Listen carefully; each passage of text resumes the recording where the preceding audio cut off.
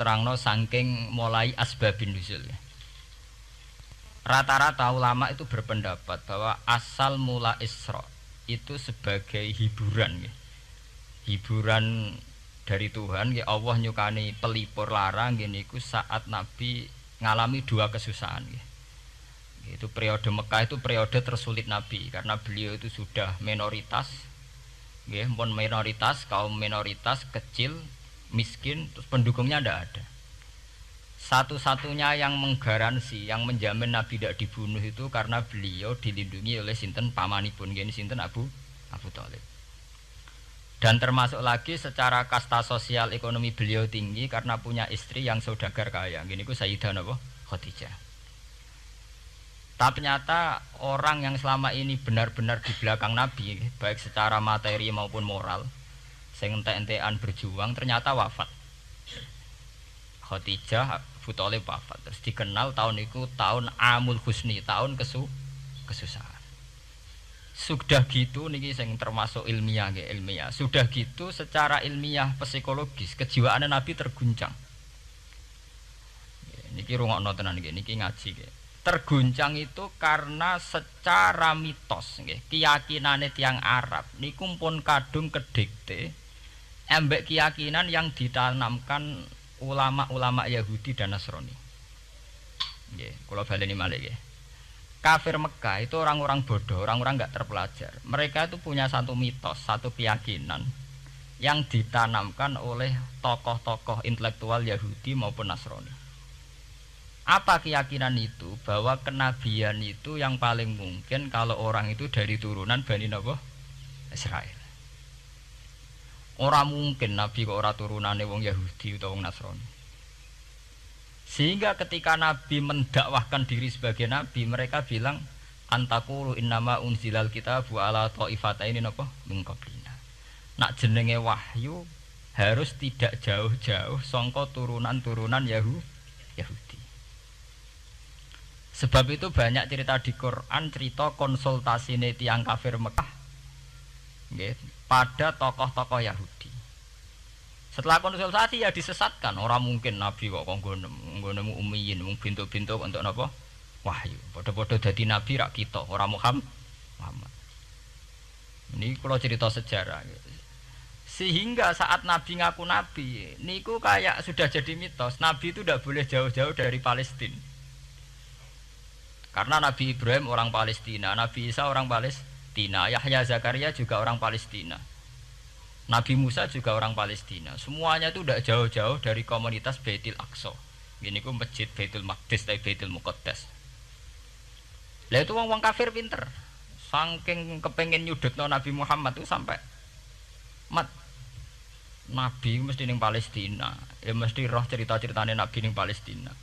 Lah kowe apa tau roh Palestina?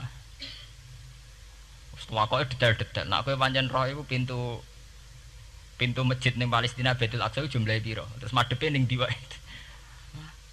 Jadi bahwa Nabi ngeklaim diri sebagai Nabi yang bisa membaca malakutas samawati, baca alam-alam gaib, niku dites nek iso tenan. Saiki aku takok jumlahe pintu Baitul Maqdis piro? Niki peringatan kangge santri-santri bahwa semua nabi itu di luar dites fisik. Artinya zaman Nabi sholat ning masjid kayak teletong unta terus disiksa Abu Jahal itu hanya ujian-ujian fisik. Tapi di luar itu sebetulnya Nabi juga mengalami ujian-ujian intelektual. Ya kayak cerita-cerita di hadis Sahih, Nabi itu sering didatangi orang Yahudi ditanya, "Mat, saya punya 5 pertanyaan. Yang tahu itu hanya Nabi. Kalau kamu bisa jawab ya Nabi, kalau enggak ya tidak Nabi." Termasuk takokane, apa pertama yang dimakan ahli jannah saat masuk surga? Takok aneh-aneh. Terus kenapa anak itu kok kadang mirip bapaknya, mirip ibunya? So, takok aneh-aneh. Dan itu berlanjut terus sampai Nabi di periode Madinah. Nah sebab itu Nabi itu secara intelektual itu diasah Tuhan lewat proses Isra, di mana Nabi saat itu secara fasih bisa menjawab jumlah pintu Masjid Aqsa sekian. Perilaku Nabi Musa begini, wajahnya Nabi Musa begini, wajahnya Nabi Ibrahim begini. Sampai di hati-hati Sahih Nabi bisa menjelaskan detail. Nabi Musa itu rambutnya kayak ini, wajahnya kayak ini, ada mutiwal. Itu detail sekali Nabi. Sebab itu di sini diterangkan oleh Imam Suyuti, peristiwa Isra adalah peristiwa di mana Nabi berjumpa para sinten Nabi. Itu asal usulnya kenapa? Karena sudah kayak menjadi mitos, Nabi itu tidak boleh jauh-jauh dari tradisi Yahudi, tradisi Palestina. Paham ben sampean roh asal usulnya. Tapi kemudian asal usul itu sebetulnya hanya sementara, hanya permainan politik. Sampean ben roh sejarah, permainan politik, manipulasi politik. Sebetulnya Nabi itu ya tidak jauh-jauh dari beliau adalah keturunan Israel. Israel itu bukan menunjuk sebuah negara loh, sampean pun salah paham. Israel dalam bahasa Quran itu menunjuk auladi Yakub. Israel menjadi negara kan baru kemarin setelah diberi kemerdekaan Inggris, paham ya? Israel sebagai negara kan baru apa? Kemarin. Sehingga istilah Israel di Quran maupun di hadis adalah menunjuk auladi Yakub. So intinya di antara anak Nabi Yakub ana jenenge Yahuda. Yahuda di turunan-turunan niku Bani Yahuda niku diarani Bani napa? Israel. Ternyata setelah dirunut Nabi Muhammad itu tidak beda jauh dengan keluarga Israel. Karena Nabi adalah turunannya Nabi sinten Ibrahim. Okay. Nabi Ibrahim niku gada putra kalih sing gada turunan gini ku Ishak kalian Ismail. Ismail kalian Nabi Ibrahim disalap teng Mekah. Gini ku sing disebut Quran inni askantu min dzurriyyati biwatin ghairi dzi sar'in inda baitikal muharram. Terus saking Nabi Ismail nurun-nurun ngantos Sayyid Adnan. Ya, mulane nak teng berjanji disebut wa adnanu bila bin intadzabil ulumin nasabiyah ila dzabihi Ismail nisbatuhu wa muntama. Secara teori ilmu nasab Sayyid Adnan jelas-jelas wa adnanu bila bin intadzabil ulumin nasabiyah ila dzabihi Ismail nisbatuhu wa muntama. Tapi yang menjadi masalah, yaitu tadi saya sudah bilang, seakan-akan Nabi Muhammad itu orang yang benar-benar berbeda dari dinasti itu, dari keturunan itu. Karena orang Yahudi, orang kafir Mekah di kepentingan menggagalkan kenabian Muhammad, sehingga dilecehno Muhammad bin Abi Kabsah. Oh Muhammad sing cilik di rumah tukang angan wedhus. Jadi, gue nak seneng kiai kan. Inna akramakum indawi atqakum. Cek ben Karlan, cek Karmin pokoke takwa ya kiai. Tapi nek lagi gedeng kiai iku kan anake Karlan kok kakean tingkah. Lah dhisik wong Mekah ya ngoten niku. Dadi nak muni Muhammad bin Abdullah bin Abdul Muthalib cek terhormat. Mergo mereka adalah orang-orang bangsawan di seputarku Quraisy. Nabi itu kastane Quraisy. Jadi kalau Muhammad bin Abdullah bin Abdul Muthalib cek ketok terhormat. Wong kafir pinter nang istilahna ora Muhammad bin Abdullah. Muhammad bin Abi Kabsah, mereka cilik Nabi tahu di rumah, cara kene ya Karlan yang penjuru desa. Mulane Nabi tahu angon wedhus, mereka tahu de bapak angkat sing tukang napa? Wedhus. Lah wong Mekah pinter, dididik wong Yahudi. Kena istilahnya aja Muhammad bin Abdullah bin Abdul Muthalib, iku cek kekerenan, terlalu napa? Keren. Jadi Muhammad bin Ibnu Abi Kabsah. Di wong nak seneng Pak Harto kan Soeharto jenderal besar. Nek sing gedeng wong kemusuk kan repot. Terus nyebut desa asli ini asal sulit. Nak seneng bupati ya jadi bupati orang nomor 1 di Bojonegoro. Nak gedeng golekno asal usule. Sing ngoten mun sunatullah mulai riyen sampai kiamat ya. Sunatullah lihati qad khalas napa? Mengkobel. Walanta jadi sunnatil lain napa? Tabdila. Ya akan begitu. Nah sehingga peristiwa Isra itu satu peristiwa rohani ya. Selain peristiwa rohani nanti akan diwajibkan sholat, juga ada peristiwa intelektual, ada pengajaran intelektual bahwa semua nabi itu harus punya tradisi yang sama, punya karakter yang sama. Sehingga nabi dalam proses Isra itu dipertemukan dengan Nabi Ibrahim, Nabi Musa, nabi-nabi yang lain. Dan diskusi di situ juga ada diskusi-diskusi. Paham ya? Niki penting ya, penting kalau terangaken karena kalau tanpa tradisi yang berkelanjutan ya, sing disebut tenggene thariqah jenenge as-sanad al-mu'tabar, sanad sing mu'tabar utawi nak tenggene pondok-pondok kitab disebut sanad sing muttasil. Ini nanti semua tradisi kenabian akan melenceng. Kalau melenceng itu ngeri. Karena setiap orang ya, mesti gada subjektivitas sendiri, punya versinya sendiri. Sehingga semua nabi harus model istilah politik itu punya platform yang sama, punya karakter yang sama, punya model yang apa? Sama. Nah, sebab itu secara intelektual Nabi Muhammad itu dikenalkan oleh karakter para nabi-nabi dulu. Nggak detail. Satu Quran 30 juz. Andai kan sampai hafal Quran. Sampai ngurunut sejarahnya coba. Kita ini kan kadung dibentuk. Artinya kita ini ya alhamdulillah sudah kadung kebentuk, tahu sejarah para nabi. Tapi asal usulnya kita tahu lewat kitab yang namanya Al-Qur'an. Supaya apa? Nabi Muhammad itu dibimbing bahwa Quran atau ajaran beliau benar-benar musaddiqal lima baina yadeh, benar-benar selaras dengan ajaran sebelumnya. Mulai ajaran yang bersifat samawi sampai hal-hal yang basariyah, yang menyangkut tabiah napa? Basariyah. Kalau contohnya ngeten, misalnya begini. Nabi Muhammad disejarahkan Nabi Ibrahim, beliau punya problem. Problem itu berupa punya bapak atau paman yang tidak Islam. Bahkan nak ning critane kiai-kiai desa dari Nabi Ibrahim cilike kon adol patung. Terus didol meniki patung, ya ora manfaati ra mudarati, mbok tuku ya karepem ora napa karepem. Mbok ono sanate mbok ora, pokoke cerita iku populer. Disejarahkan begitu. Sehingga Nabi Muhammad tahu, oh ternyata yang punya problem ngadepi keluarga itu tidak saya tok. Dulu Nabi Ibrahim juga punya problem ngadepi keluarga. Aku tak lumayan terima paman, Pak Lek, Pak De, Abu Jahal sinten? Abu Lahab. Nabi Ibrahim malah bapak. Dah gitu. Setelah itu juga diceritakan tentang Nabi Nuh, Nabi Lut, seorang nabi besar yang punya nasib sial, yaitu istrinya pengkhianat. Mereka jadi kiai di bojo judes itu tidak masalah. Mulai disek terima kiai di bojo judes biasa. Ya itu tadi Nabi Nuh, Nabi Lut itu lebih ngeri ketimbang itu di bojo napa? Mboten kebenaran. Kita kan paling dicoba bojo judes, kan ringan banget. Paling banter mecano piring gelas itu murah banget. Begitu terus. Nabi Musa juga gitu. Diceritakan Nabi Musa, beliau adalah seorang sosok Bani Israel yang temperamental. Ya basaria sekali. Saking temperamentalnya ketika tukaran ya jotos. Karena nak kiai temperamental kadang jotosan ya ono sanate ya Nabi Musa ku nak tukaran ra cocok napa? Jotos. Fawakazahu Musa faqada alai. Artinya ya basaria sekali. Cerita ABG ini pubire nggih wonten saat beliau melarikan diri lala ketemu cewek loro. Ya ora wentise barang Nabi Musa, waduh mari maksiat ae terus kon. Wadek aja mlaku ning ngarepku. Nah kena angin aku roh sikile mari nafsu. Aku nabi kok nafsu barang kan ra pantes. Nah ngono kayak mlaku guriku. Ya basaria sekali itu sampai detail.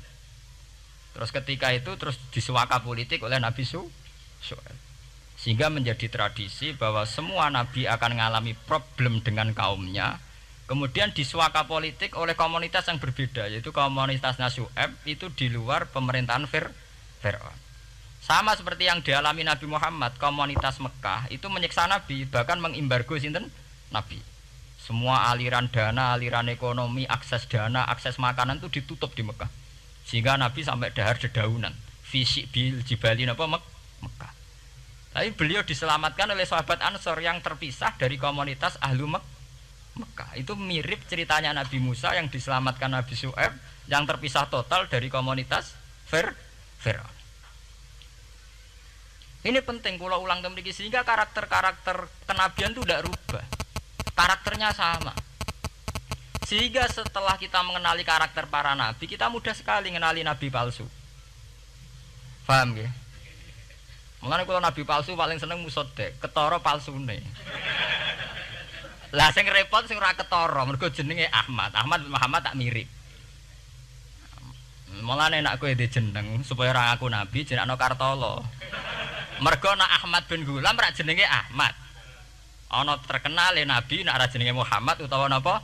Ahmad. Mulane Ahmad bin Gulam pas ngaku nabi pengaruhe gedhe mergo mirip. Mulane kula wingi takoki mahasiswa Jogja, Gus. Cara jenengan jeneng Jawa mbek Arab apa iki? Nak trene akeh nabi palsu apik Jawa lah Kartolo. Karena secara kriteria kenabian ndak akan masuk. Nek anak jenenge Kartolo atau Karmin itu ndak akan masuk kriteria wong sing bakal dadi nabi. Lah nek jenenge Ahmad tak mirip-mirip nabi. Oh Ahmad Hulam bin Mirza wani ngaku nabi mergo jenenge Ahmad. Musaddiq ya mergo musaddiqal lima bena yate. Lah anak Kartolo, Karmen, Karlan agak ono.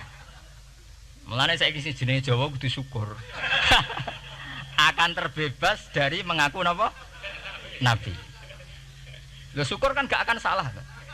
Di barokah sampean jeneng Jawa, orang arang ngaku napa? Nabi. Selamat. Kudu syukur. Paham ya? Ndak apa-apa, itu harus dinikmati. Ya itu tadi ya, karena Nabi itu punya karakter yang sama, punya tradisi yang sama, yang mirip-mirip. Itu kenapa Quran berkali-kali menceritakan sisi-sisi kenabian Nabi di luar Nabi Muhammad. Karena biar karakter Nabi Muhammad terbentuk, ya, terbentuk dengan karakter Nabi sebelumnya. Tidak melenceng. Kemudian itu ditiru oleh ulama kita. Kita punya guru punya guru lagi, punya tradisi yang sama. Nak mulang kudu istiqomah, santri loro lah kudu diulang. Nak sedadi kiai aja mripat ijo nak roh dhuwit. Wis pokoke dilatih. Nah, tapi dari kiai saiki orang mripat ijo, mripat abang. Mergo dhuwit saiki abang. Dhisik dhuwit paling gedhe rak 50.000 iku rak ijo. Lah saiki 100.000 abang. Dadi saiki nak nasihati nak roh dhuwit aja mripate abang. Mergo ijo wis gak akeh saiki. Paham napa? Kena akal-akalan ngoten jan repot. Tugare kula di santri dablek nek di bojo aja moro tangan. Kula mboten moro tangan, kula saduk, moro sikil. Kena anekdot ngono rusak. Adu-adu ning bojone. Bojone loro, bareng bojone nguap. Kowe jare rabi Pak ning jaba, bojom jare loro fitnah, Dik. Sing bener telu. Ayo kan repot. Ketemu cangkem elek rusak kabeh. Fitnah udik nak loro. Sing bener apa? Telu. Lah sakniki mun politik ngoten nggale saya sebagai pejabat tidak pernah mengkorupsi 1 sen pun uang rakyat. Wong edan tapi korupsi ya sak sen. Ngomong ra waras tapi korupsi napa? Sak sen. Ngono miliaran tok. Korupsi napa? Sak sen. Ya mesti ae. Geneman. Ayo, jadi zaman akhir itu kayak zaman dhisik, kayak Abu Nawas kabeh. Jadi apa-apa niku mun mboten karu-karuan. Mun ya. Wah itu permainan kata begitu niki kula penting kula terangaken nggih. Saya sebagai ahlul Quran, orang yang banyak baca Quran nggih. Itu kita akan tahu betul betapa parahnya nggih atau akibat negatifnya dari permainan kata itu. Dan itu dilegalkan Quran, disahkan Quran dalam beberapa ayat. Yaqulu apa yuriduna ayyutfi'u nurallahi bi afwahihim. Orang-orang Yahudi, Nasrani, kafir Mekah itu ingin sekali membunuh Islam lewat permainan kata bi afwahihim. Yaitu tadi misalnya kalau Muhammad bin Abdullah bin Abdul Muthalib itu kelihatan keren karena masih Bani Quraisy. Tapi kalau diistilahkan Muhammad bin Abi Kabsah, wah Muhammad sing anake Karlan niku, iku ora ummiyin. Balik dadi wong alim terus diistilahno bapakmu sing cilike iku angon wedhus. Ya terus repot terus ajur kah? Kabeh. Itu bi afwahihim. Efektivitas bi afwahihim itu sampai tenggene Tarikh Suyuti wonten keterangan wa min dzalika irtadda jam'un minas sahabah. Dari permainan kata yang ditanamkan orang Yahudi itu sampai banyak sahabat yang murtad. Istilahnya itu jam'un minas sahabah. Meskipun setelah murtad itu ya divonis tidak sahabat. Misalnya menyangkut nasa mansuh. Orang Yahudi pinter, du'afaul muslimin, orang-orang muslim yang imannya masih lemah. Delok le nabimu, wong kok pelin-pelane ngono. Dhisik Ka'bah madhep Baitul Maqdis. Iku wis bener iku, mergo kiblate Nabi Musa. Nabi-nabi dhisik kiblate Baitul Maqdis. Nah, saiki gara-gara dekne kangen keluargane pancen dekne cah Mekah, saiki kangen Mekah. Terus kon manggon omahe buyut-buyute. Dadi saiki kiblat diadepno omahe buyute. Kangen-kangene dhewe dienggo urusan kiblat jare. Dadi pas Nabi itu masih di Medina. 16 bulan Nabi salate madhep Baitul Maqdis. Suatu saat tok wahyu falanu walliyana kiblatan tarduha. Fawalli wajhaka satral Masjidil Haram. Sakniki kan madhep teng Mekah. Sajane iki normal saja. Artinya normal ya normal. Tapi orang Yahudi memanipulasi bahwa itu fakta bahwa Muhammad itu memimpin agama dengan cara tradisinya sendiri. Mergo dekne kangen keluargane ra iso muleh, terus salat madhep daerahe dhewe, nggo pelipur lar. Ya jare sahabat sing du'afal muslimin diangen-angen ya iya. Dan ini kula peringatan tentang santri-santri ya. Sebab itu kalau sampean jadi kiai itu santri harus punya wawasan intelektual yang luas.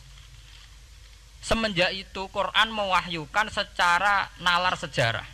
Ya niku sing disebut ayat inna awwala baiti wudi'a lin-nasi lalladzi bi Bakkata mubaraka wa hudal lil alamin fihi ayatum bayyinatum maqamun apa Ibrahim. Akhirnya Nabi Muhammad nantang ning tokoh-tokoh Yahudi.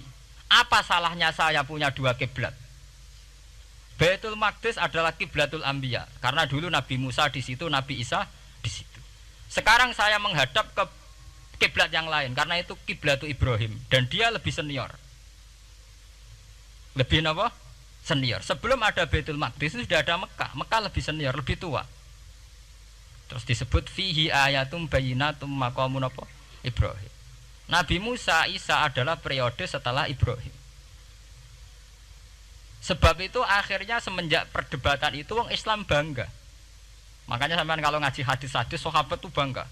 Ana mimman shalla al qiblaten, nggih. Ana mimman shalla ilal qiblaten. Aku termasuk sahabat sing menangi dua kiblat. Mergo zaman madhep Baitul Maqdis ya kiblatul anbiya, madhep Mekah nggih kiblatul anbiya.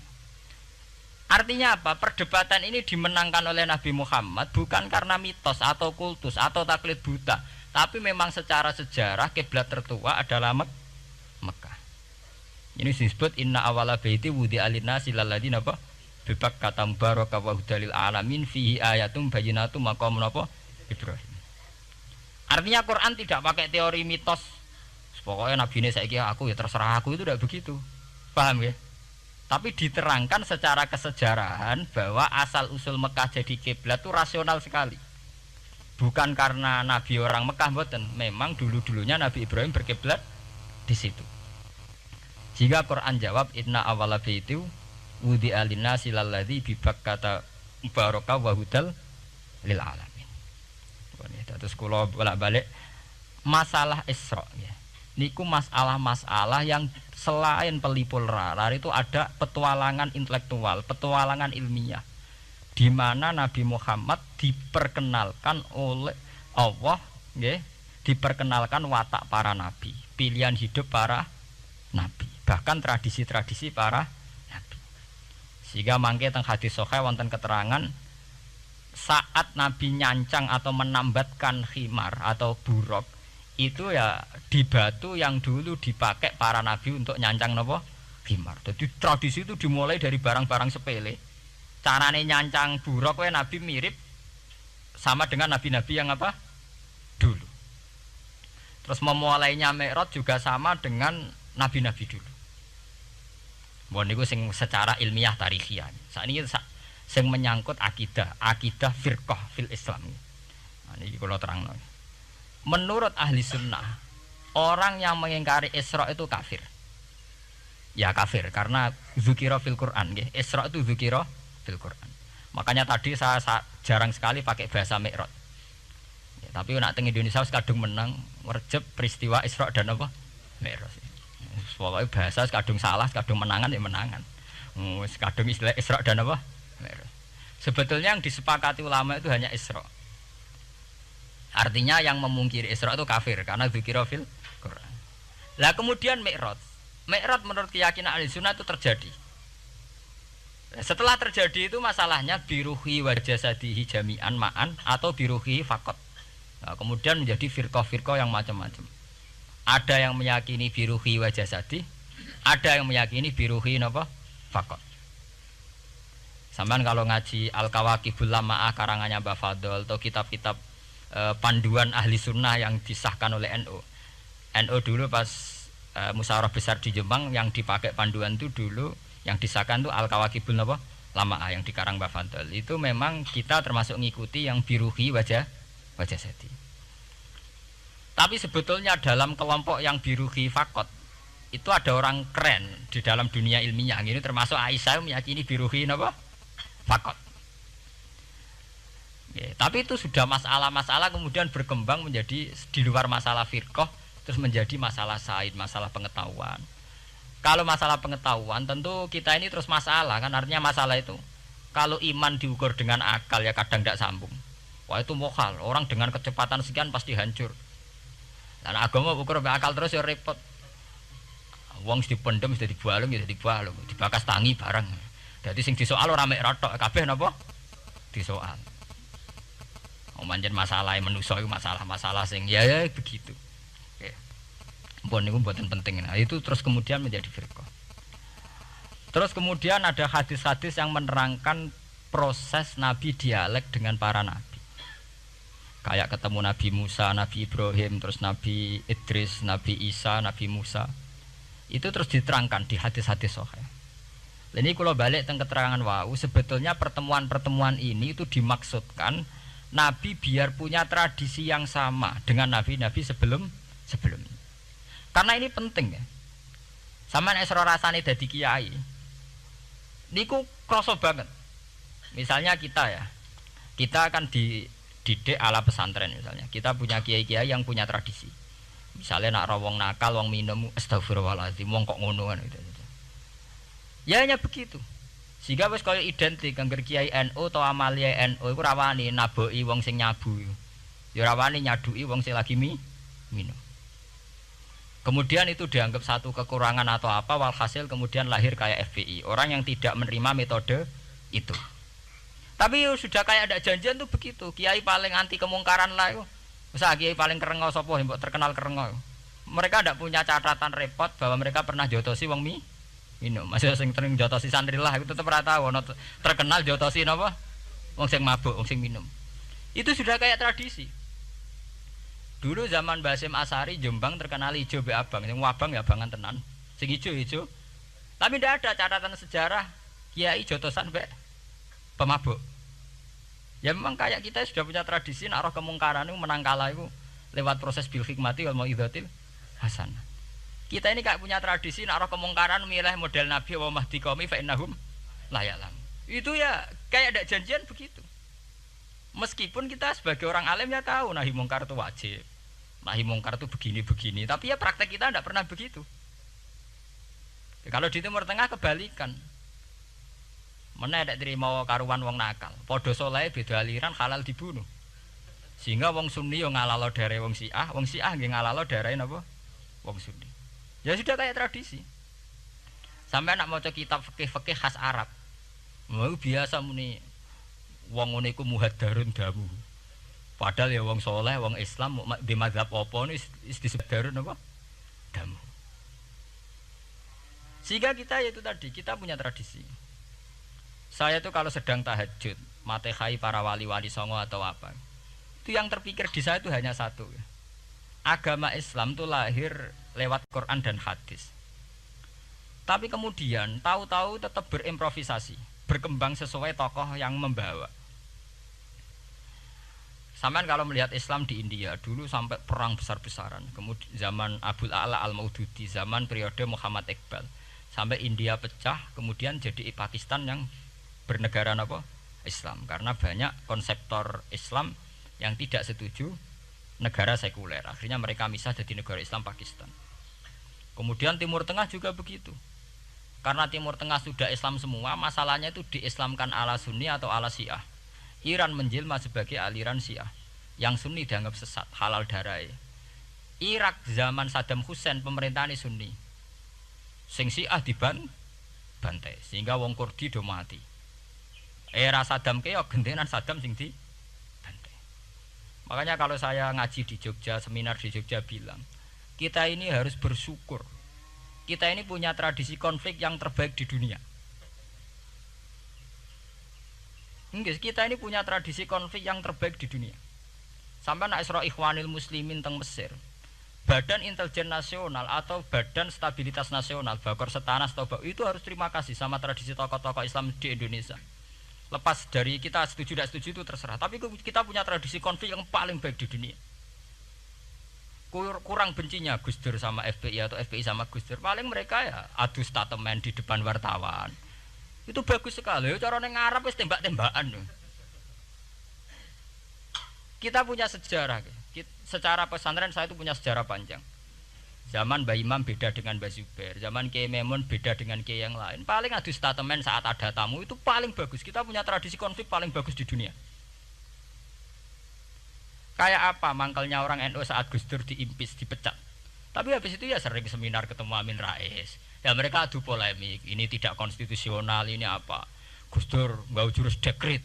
Sing sitok nggak jurus sidang istimewa. Nah, kurang serem sidang istimewa dilawan sidang luar biasa. Pokoknya agak istilah sing serem-serem. Tapi tidak saling bunuh loh. Sampean harus syukur loh.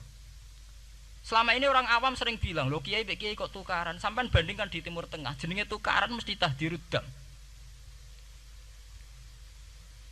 Para polisi, para badan intelijen, para yang menjaga stabilitas negara ini harus terima kasih sama tradisi tokoh-tokoh Indonesia. Yang namanya di Mesir, di Irak, di mana-mana jenenge tukaran mesti melibatkan pertumpahan darah. Saat Arab Saudi jadi Wahabi itu besar-besaran itu. Pembunuhan apa pengusiran orang-orang Sunni. Tapi di Indonesia enggak. Desi anarkis. Paling itu tadi adu polemik. MLB dilawan MLB itu masih keren sekali, tidak apa-apa. Itu lebih baik ketimbang adu jotos atau adu hizib lah. Itu masih bagus. Nenda ini sampean biar paham, biar syukur jadi bangsa Indonesia. Kita punya tradisi konflik yang baik. Sama nek setelah peristiwa teng Irak, teng Sudan, teng Khartoum, teng Darfur, itu kan orang Islam semua. Gara-gara beda mazhab saling bunuh. Di Mesir ya gitu, Ikhwanul Muslimin dengan pemerintah dan sebagainya. Hatta saya sebesar Sayyid Qutb, sing tokoh populer mohon kak budute boten jelas. Di Indonesia bagus sekali. Kita menangi zaman secara sejarah, kita menangi bedanya dulu Ahmad Hasan dengan tokoh-tokoh NU. Kulo nu menangi secara sejarah sering baca. Terus zaman anyar-anyarane NU asas tunggal, bedanya Gus Dur dengan Kiai As'ad. Sak mangke bedane PKB dua versi. Mereka menyelesaikan secara beradab. Lewat pengadilan, kok pengadilan kalah lewat MA, beradab sekali. Kita harus bersyukur. Dibanding penyelesaian konflik kayak di Irak, kemudian ngundang Amerika, akhirnya sekarang kacau balau. Di Timor Leste yang latihan bikin rambut serta disuduk. Indonesia paling banter ngobong fotonya SBC. Ya masih terhormat lah, masih artinya masih beretika. Kita harus syukur punya bangsa yang beradab. Wong ras tujuan antar kiai ya rasan-rasanan. Kiai kok ngono, sing tok kiai kok ngono. Engko sing kiai tengah-tengah ayo ana sing ngono ana sing ngene dadi. Sing ra melok-melok biasanya terus milih amane, ya ana sing ngono ana sing ngene. Jadi artinya kita yang baik. Saya itu berkali-kali ngaji. Sampean kalau sering baca Quran dan menghayati, artinya orang maca Quran pelang-pelang ora karepe menghayati.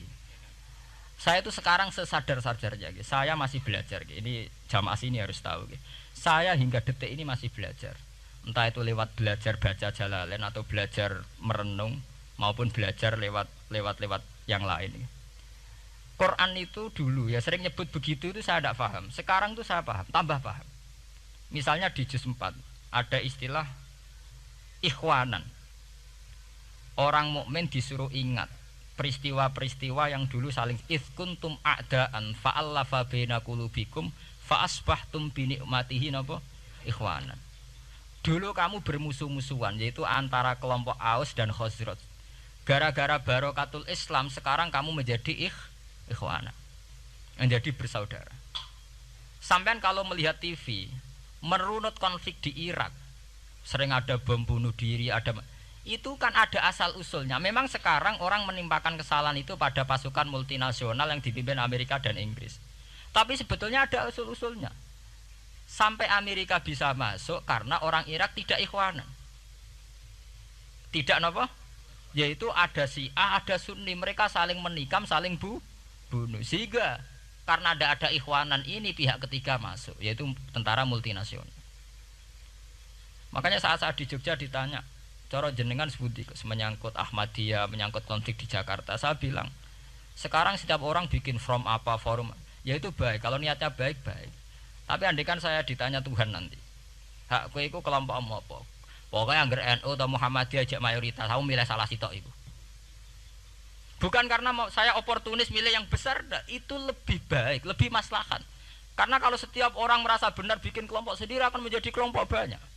Dan saat menjadi kelompok banyak, tentu konfliknya lebih tidak terpola. Tidak apa? Terpola. Umpama Hasim tukaran mbek Den Samsudin itu terpola.